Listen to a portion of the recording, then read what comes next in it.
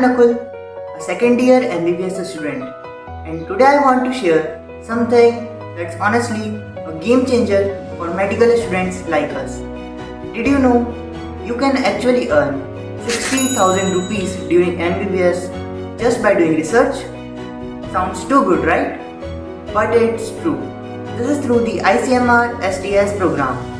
And I'm not just telling you randomly, I myself got selected for the STS 2025 and already received my first 15,000 rupees installment. So let's sit together and talk about how the whole thing works.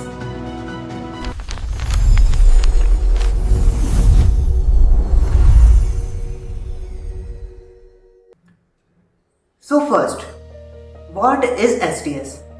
STS stands for Short Term Studentship. It is run by the Indian Council of Medical Research or ICMR, which is basically India's top research body.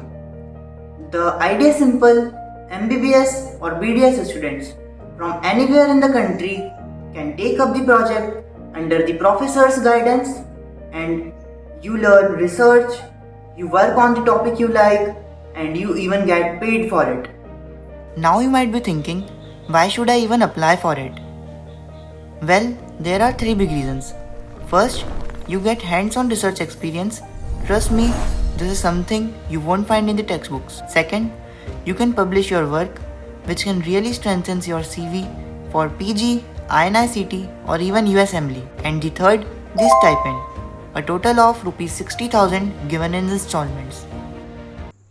So now come to some of the most frequently asked questions on the short-term studentship. The first question: who can be a guide for the STS research program? So the answer is only a regular full-time faculty member from the same medical or dental college where the student is enrolled can be as the guide.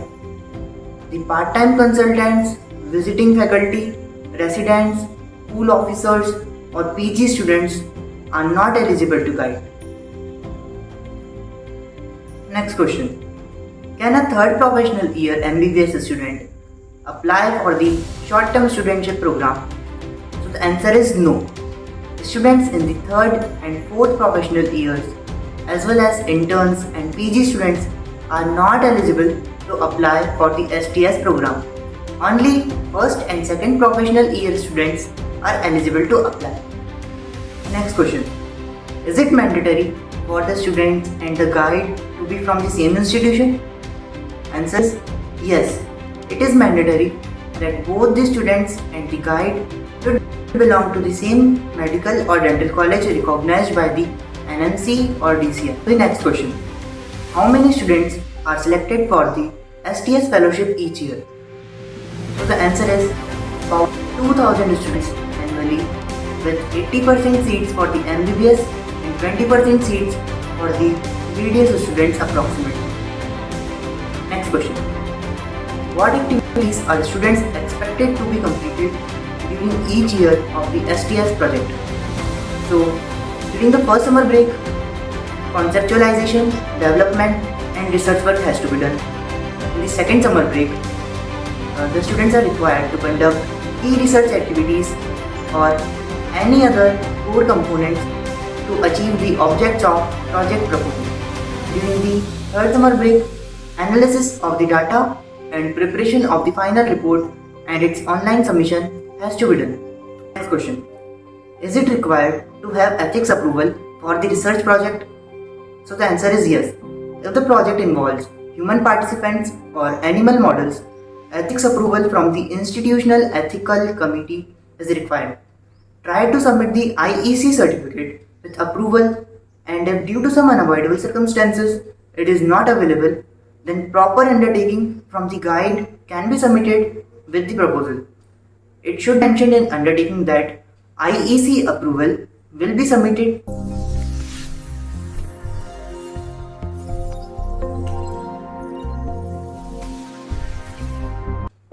Now about the proposal.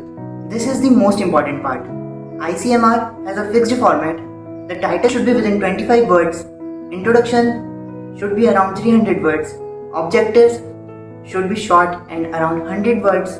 Methodology about 800 words. That's where you explain your study design, sample, data collection, statistics and ethics.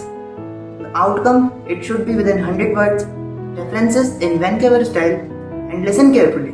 Never put your name, your guide's name or your college name in the proposal. If you do so, they will reject it. They want the review to be unbiased. So now come to the steps to apply for the short-term studentship fellowship. The very first you have to go to the EPMS portal of DHR. Then click on the DHR EPMS login. Then you have to click on register only for HRD link at the bottom of the login panel. Then fill out all the details in the user registration form. Then you will receive an auto-generated email to verify your registered email ID. Then verify your email ID by following the instructions in the email. Then log in using your registered email ID and password. Then as the part A, you have to submit the personal details, and note a reference ID will be generated after submitting the part A. Then continue with the part B, where you have to submit the guide details. In the C part, you have to submit the proposal details, and in the D part, you have to upload the attachments. So now let's talk about the timeline, because a lot of students get confused in this. So for STS 2025, here is how it goes. The online application submission was held to May 2025. The results were declared between September to October 2025. The first grant released between December 2025 to January 2026. This year they had released the grant quite early. So I have received my grant, first grant. Time report submission between September to October 2027. The second grant release in the November 2027. The final report submission in the November 2028. In the final result announcement between March to April 2029. The third and final grant release to successful fellows between May to June 2029, and then finally the e-certificates to successful fellows would be generated in the August 2029. Coming to my own journey, I applied under my mentor Dr. Satyajit sir. My project is on the impact of blue light exposure from electronic devices on heart rate variability.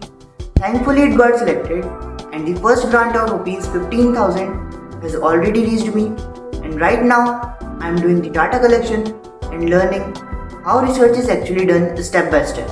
And honestly, it's been one of the most rewarding things in MBBS so far. So if you are an MBBS student watching this, my advice is don't miss STS.